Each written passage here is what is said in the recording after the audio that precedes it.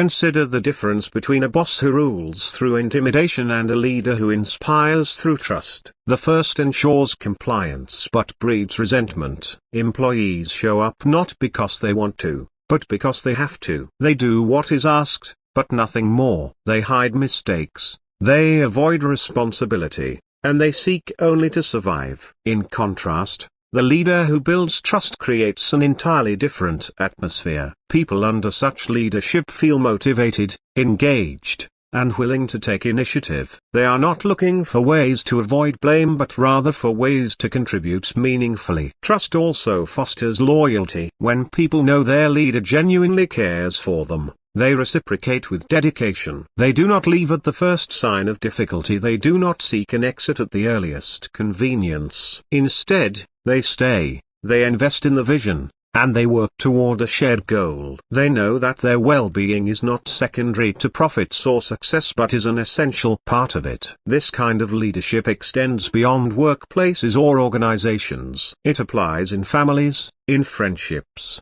in any setting where one person takes on the responsibility of guiding others. A parent who leads with trust rather than fear raises children who are confident rather than cautious. A teacher who builds trust with students encourages curiosity rather than compliance. A friend who leads with trust creates deep connections rather than surface-level interactions. At its core, leadership is about creating an environment where people can become their best selves. This cannot happen in a space filled with fear and anxiety. It can only happen where trust is present, where people feel safe enough to take risks, to be vulnerable, and to grow. A leader who understands this does not seek to control but to empower. They do not impose their will but rather create conditions where others can flourish. They are not driven by the need for authority but by the desire to uplift. In the end, the measure of a leader is not in how many people obey them, but in how many people trust them. Because trust does not just lead to productivity, it leads to transformation. And that is what true leadership is about. A safe environment is not just a luxury in leadership, it is the foundation of all meaningful progress. When people feel safer, truly safer, they are not just functioning, they are thriving. They are thinking beyond survival,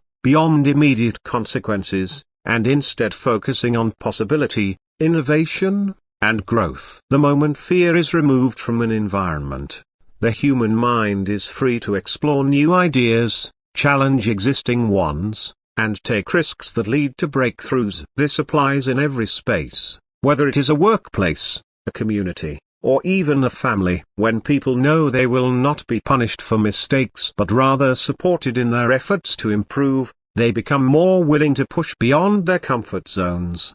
Creativity and innovation do not emerge from pressure and intimidation, they emerge from confidence and security. An individual who is constantly worried about repercussions is unlikely to think outside the box. Instead, they will stick to what is safe, what is already accepted, and what is unlikely to invite criticism. This is why environments ruled by fear remain stagnant. People are too afraid to propose radical ideas, too hesitant to speak up, and too cautious to take initiative. The result is not progress, but repetition of doing things the same way simply because it is the safest route. A leader who understands this does not seek to control through fear but instead builds a foundation of trust. They create a culture where failure is not seen as a weakness but as a necessary step toward success.